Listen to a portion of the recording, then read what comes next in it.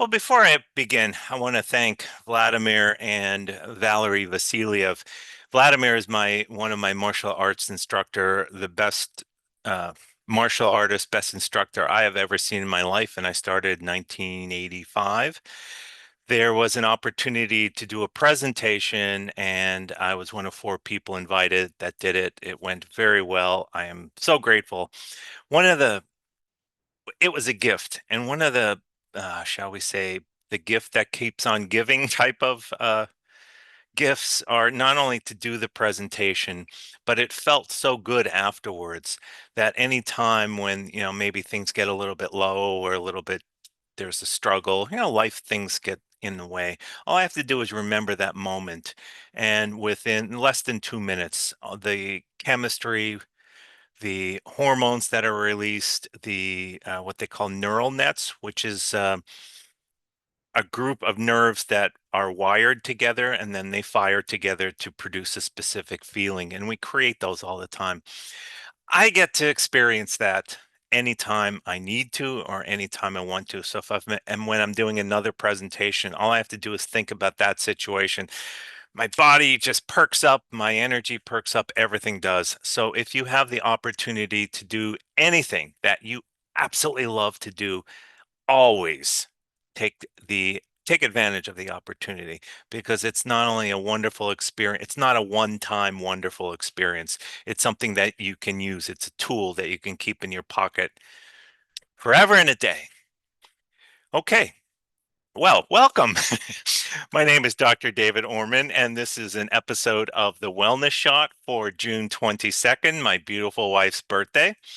And today I want to talk about how formulas are made and why, when you see formulas that contain over 17 different ingredients or over 30 different ingredients, 40 different superfoods, they are in fact most of the time disastrous. So, how a formula is made. When I say formula, I mean an herbal formula, a nutritional formula. There are four steps to it. There are different terms, and this comes from natural medicine, specifically Chinese herbal medicine, which has been around even longer than acupuncture. What you first do is, after you have identified the issues, the problems, the constitution of the person, you always gear things toward the person, not the product. This product does this, this product does this. What does this person need? Because it may be different. There may be 10 symptoms. So 10 people have 10 headaches, and we may give them 8 different products. So it really depends on the individual. And the first thing we think of is the primary herb, and it is what's known as the emperor.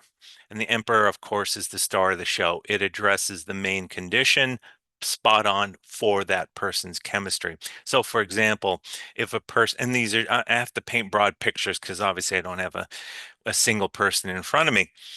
But if a person is lacking energy, or they're having a difficult time sleeping, and they feel a little depressed or a little subdued, and their memory is an issue, the first thing that I would think of is a particular type of ginseng. So if a person gets really, really, I'm always hot, I mean, I go into any room and I'm sweating, then Siberian ginseng would be the thing. But if it's exactly the opposite, I'm in Florida and I'm always cold, then Chinese ginseng or renshen would be the star of the show. And then we would look at the second level, which are called the minister herbs, and they help support the emperor herb. They also address any type of secondary issue. So again, very pinpoint purpose. Thirdly, there's what's known as in Chinese, it is Zhuo, Z-U-O, if I spelled it correctly, and it translates as assistant or support, and that basically enhances the effectiveness of all of the substances that are in there. And if there are any potential side effects, it helps to reduce or eliminate it. And it basically balances herbs. There sometimes we need to use very harsh or very strong herbs, and this takes the edge off. And last but not least is the envoy herb. Sometimes it's called the meridian magnet, which is so if there is an issue with, say, the bladder, there's a specific herb that will take the um, energy, the chemistry, the healing product of the herbs and bring it to that meridian or that particular organ. So it tells it where to go. It's the GPS, so to speak, of herbal medicine. And that's how you design it. It's very um, hierarchical. In other words, it looks like a pyramid. The star of the show is on top, the emperor, and then the minister, or sometimes that is called the chen, is the supportive element, which helps to make the minister give it the greatest opportunity to work the best, and it addresses secondary issues. Thirdly, if there's any harshness, any type of side effect, it helps to reduce or eliminate it. And then last but not least, it directs it to where it needs to go. That is how you design a formula. But there are some that I look at and it has, these have the most, these are the 15 most popular superfoods or the 30 most popular immune boosting. That's a disaster waiting to happen. It is the exact opposite of how a formula needs to be designed. All it is somebody looked up what are the top 20 or what are the top 15 XYZ herbs, boosting herbs, weight loss herbs, and stuffed them all into a powder, a liquid, what have you. By doing so, there are at least four major issues. Number one, the main ingredients. And a lot of times, all of the ingredients are much too low to have any type of meaningful benefits. So, for example, if we included, say, potassium, the recommended daily dosage of potassium is 99 milligrams. Most of the time, it's 2 or 3 times higher than that, particularly in hot, humid weather. But a lot of times, you'll see 15 or 20 milligrams. That's nothing. It does virtually nothing for the system. Secondly, it increases the risk of interaction. When you have herbs that flush and you have herbs that elevate the energy, you get a stuckness. When you have herbs or substances that are cooling in nature and substances that are warming in nature, they'll cancel each other out. When you have substances that are, say, a substance such as charcoal, activated charcoal, it acts like a sponge, or calcium, and a lot of times acts like a sponge. In other words, it will absorb anything that is in the system. So you're taking something that absorbs the other substances. So you can see how that would be a major issue. The third issue, what I would call, would be hard to identify problems.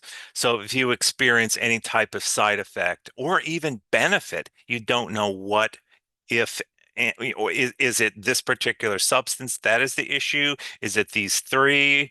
Are it, is it, if it's a side effect, is it the one product or is it the interaction between the 14 of them? Impossible to identify.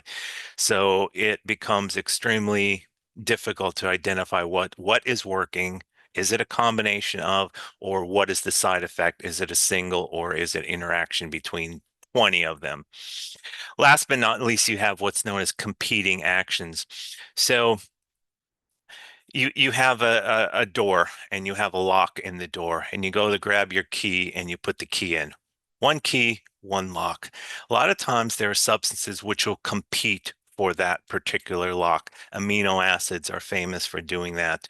L-glutamine and L-glutathione often will compete for the same um, it'll compete as it travels across the synaptic gap and into the keyhole, so to speak. When that occurs, a lot of times a portion of one and a portion of the other get in, or else they'll neutralize each other. So you have that clashing action. So number one, you have underdosing. Number two, you have that increase of interaction or risk of interaction, I should say. Third, you don't know what's working or you don't know what's a problem. And fourth, you have the competing action, which often neutralizes the whole thing. Find someone like me who can identify not only what your chemistry needs, but make sure it is specific for your system. It will be designed in a particular way that is compatible with the way your body works and that will not compete or cause side effects. Thank you for listening. Please like and subscribe to my channel. I will see you next week.